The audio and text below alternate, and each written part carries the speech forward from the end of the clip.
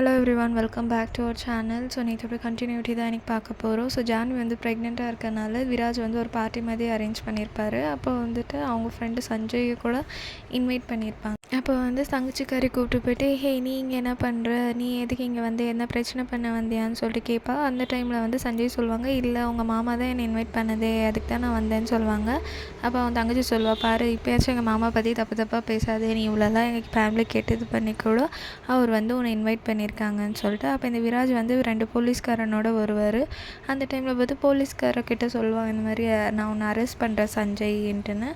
அப்போ எதுக்கு என்னாச்சுன்னு கேட்குறப்போ, இங்கே பாருங்கள் அவங்களுக்கு உங்கள் மேலே திருட்டு பள்ளி போட்டான் இல்லையா, அதுக்காக தான்.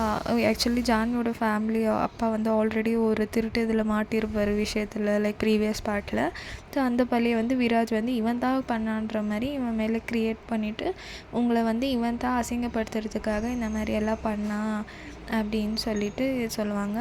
அப்போ விராஜ் சொல்லுவான், இவன் என் பொண்டாட்டியை லவ் பண்ணியிருக்கான், அதனால தான் இந்த மாதிரி எல்லாம் ரிவெஞ்ச் எடுக்கிறதுக்கு இது பண்ணின்னு இருக்கான்னு சொல்கிறப்ப சஞ்சய் சொல்லுவாள், இங்கே பாரு நான் ஜான்வியை லவ் பண்ணது உண்மைதான், பட் நான் இப்போ இல்லை, அதெல்லாம் இப்போ எல்லாம் அது காலேஜ் லவ், இப்போ நான் தங்கச்சிக்காரி சியாவை தான் லவ் பண்ணுறேன்ற மாதிரி சொல்லியிருப்பாள். அப்போ அவள் சியா சஞ்சய் அடிச்சுட்டு, இங்கே பாரு நீ எங்கள் அக்காவை ரிவெஞ்ச் எடுக்கிறதுக்கு தான் என்னை நீ லவ் பண்ணியா, நீ இந்த ஒரே ஃபேமிலியில் 2 பேர் இப்படி பண்ணின்னு இருக்கேன், எனக்கு உன்னை லவ் பண்ணதை நினச்சாலே ரொம்ப அசிங்கமாக இருக்குது அப்படி இப்படின்னு சொல்லிட்டு அவனை பிடிச்சி கத்தி விட்டுருவா. அப்புறமா போலீஸ் கூப்பிட்டு போயிடும். இங்கே அப்பா தங்கச்சியை ரொம்ப மிரட்டின்னு இருப்பார்.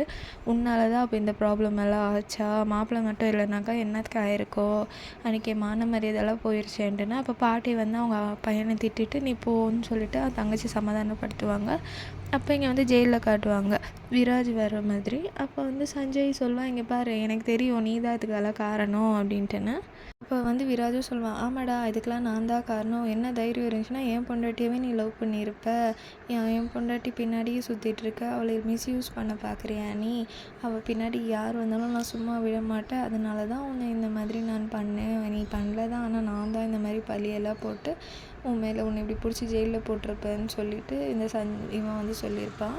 அதுக்கப்புறமா இன்னொரு டைம் என் பொண்டாட்டி பின்னாடி சுற்றி நின்றுனியாக்கா நான் உன் மேலே ஆசிட் போட்டுருவேன் அப்படின்னு சொல்லிட்டு மிரட்டி நிற்பான். அந்த டைமில் இந்த சஞ்சய் என்ன பண்ணுவானாக்கா, அவன் வச்சுருப்பான் இல்லையா அந்த ஆசிடு, அதை ரிட்டன் வாங்கி இவன் மேலேயே ஊற்றி விட்டுருவான். அந்த டைம் என்ன ஆவானாக்கா, இந்த விராஜ் பையன் ஏதோ அதுலேயே ஏதோ கோல்மால் பண்ணி தான் எடுத்துகிட்டு வந்திருப்பான். இவன் ஊற்றிட்டதுனால ரொம்ப பயங்கரமாக ஏதோ அவனுக்கு ரொம்ப முடியாத மாதிரி கத்திகிட்டே இருப்பான், அந்த மாதிரி ஐயோ அம்மா அம்மா அம்மான்ட்டுன்னு. அப்போ சஞ்சய் ஒரு செகண்ட் யோசிப்பான், ஒரு வேளை தப்பு பண்ணிட்டேனோ, இது அவன் மூஞ்சில் ஊற்றிட்டேனுன்ட்டுன்னு. அப்புறமா அங்கே இருக்கவங்கெல்லாம் ஷாக் ஆகி இவனையே பார்த்துன்னு இருப்பாங்க. அப்புறம் பார்த்தா பைத்தியக்கார மாதிரி அவன் சிரிச்சுட்டு இருப்பான். ஏன்டா நான் என்ன லூஸா, நீ இந்த மாதிரி பண்ணுவேன்னு எனக்கு தெரியாதா, நான் எதுக்குடா அதெல்லாம் எடுத்துகிட்டு வர போகிறேன், ஆனால் நீ வெளியே என் பொண்டாட்டி பின்னாடி சுற்றினேன்னா நான் ரியலாகவே அதை தான் பண்ணுவேன், உனக்கு இந்த மாதிரி நான் வார்ன் பண்ணிட்டு போகிறேன், இதுதான் ஃபஸ்ட் அண்ட் லாஸ்ட்டாக இருக்கணும், இனிமேல் என் பொண்டாட்டி பின்னாடி நீ சுற்றாதன்ற மாதிரி சொல்லிவிட்டு இவனும் அங்கேருந்து கிளம்பிடுவா. அதுக்கப்புறமா இந்த சஞ்சயும் ஓகே இவன் என்ன இந்த மாதிரி சைக்கோ மாதிரி பண்ணுறா, ஜான்வி ரொம்ப கஷ்டப்படுறாளா இவகிட்ட மாட்டிக்கினுன்ற மாதிரி இருக்கும்.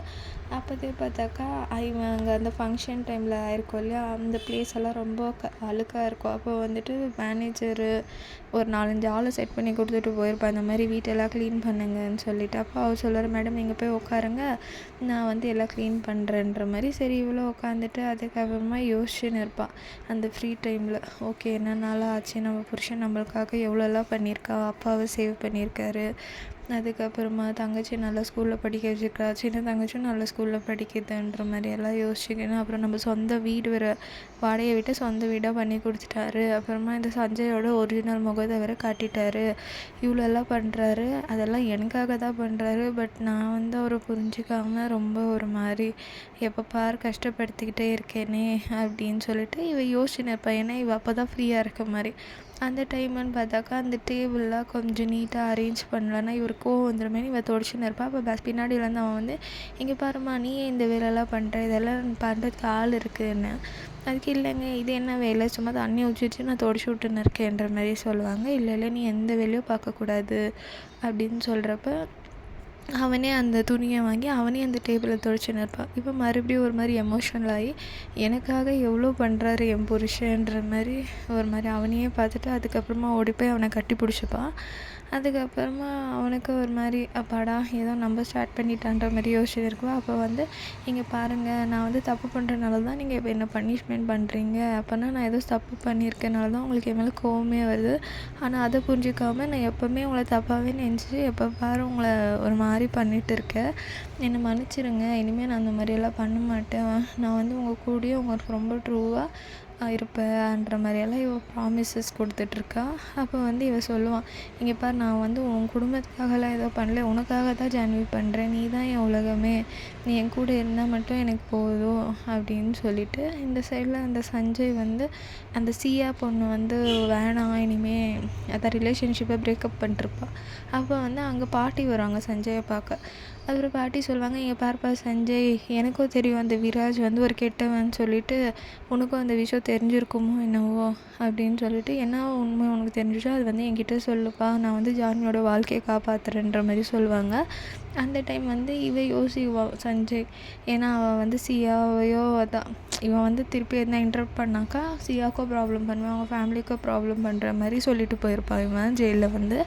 அதை யோசிச்சுட்டு அதெல்லாம் ஒன்றும் இல்லை பாட்டி, நீங்கள் இங்கேருந்து கிளம்புங்க, அந்த மாதிரிலாம் ஒன்றும் இல்லை, அவர் ரொம்ப நல்லவர், நான் தான் தப்பு பண்ணிட்டேன்ற மாதிரி சொல்லுவாள்.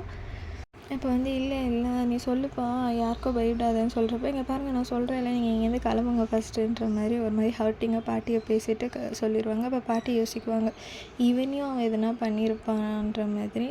அப்போதே பாட்டி யோசிச்சுனே பயணிக்குவாங்க, இவனுக்கு ஒண்டி தான் உண்மை தெரிஞ்சிருக்கு, இவனும் நம்மள்கிட்ட சொல்லனா ஜான்வியை யார் தான் காப்பாற்றுவாங்கன்ற மாதிரி. அப்போ வந்து இவன் ஜான்வியை வந்து இங்கே பாரு சர்ப்ரைஸுன்னு சொல்லிட்டு ஒரு ரூமுக்கு கொண்டு போவான். அங்கே பார்த்தாக்கா எல்லாம் ஒரு 4-5 வயசு பிள்ளைங்க ஆடுற மாதிரி ஒரு டாய்ஸ் ரூமை க்ரியேட் பண்ணி வச்சுருப்பான். அது கூட ரொம்ப வியர்டாக லைக் அனிமல்ஸு, ஸ்பைடர்மேன் அது இதுன்னு சொல்லிட்டு ஏதோ வச்சுருப்பான். அதுக்கு ஜான்வி வந்து எல்லாம் ஒரு மாதிரி பார்த்துட்டு, என்னங்க இதெல்லாம் எதுக்கு யாருக்குன்னு கேட்குறப்ப இவன் சொல்லுவான், இங்கே பாரு இது வந்து காடு, இந்த காட்டுக்கு வந்து ராஜானா என் பையன்தான், இந்த விராஜ் டோப்ராவில் ஒரு ராஜானா அதுக்கு பிறந்த குழந்தையும் ஒரு ராஜா தான், அதனால தான் என் குழந்தைக்காக நான் இதெல்லாம் வாங்கி வச்சுருக்கேன் இப்போவேன்னு சொல்லுவாள். அப்போ ஜான்வி சொல்லுவாள், இங்கே பாருங்கள் அது குழந்தை, அதெல்லாம் இதில் எப்படி ஆடும், அது வந்து ஒரு 4-5 வயசானதான் இதெல்லாம் யூஸே ஆகுன்ற மாதிரி. அதுக்கு விராஜ் சொல்வாள், இல்லை என் பையன் வந்து பிறந்த உடனே இதிலெல்லாம் ஆடுவான், எனக்கு தெரியும், ஏன்னா அவன் வந்து ஒரு ராஜானால முடியாதது எதுவுமே இல்லைன்ற மாதிரி அவளை சொல்லிவிட்டு ஒரு மாதிரி வியர்டாக பிஹேவ் பண்ணின்னு இருப்பாள். அப்போ இவ யோசனை இருப்பாள், ஐயோ இவ வந்து ரொம்ப ஃபிக்ஸ் ஆகிட்ருக்கானே பையன் குழந்தைந்தான்னு சொல்லிட்டு, ஒரு வேளை பொண்ணாக போயிருந்துச்சுனாக்கா இவன் என்னை என்ன பாடுபடுத்துவானோன்னு சொல்லிட்டு ரொம்ப யோசிச்சுட்ருப்பாள். அந்த டைம் பார்த்து இவன் பைத்தியக்கார மாதிரி அந்த டாய்ஸ் எல்லாம் வச்சுக்கின்னு ஒரு மாதிரி இவளை பயமுறுத்துகிற மாதிரியே பண்ணிகிட்ருப்பான். சரி, இதோட நெக்ஸ்ட்டு வந்து நம்ம நாளைக்கு பார்க்கலாம். தேங்க்யூ.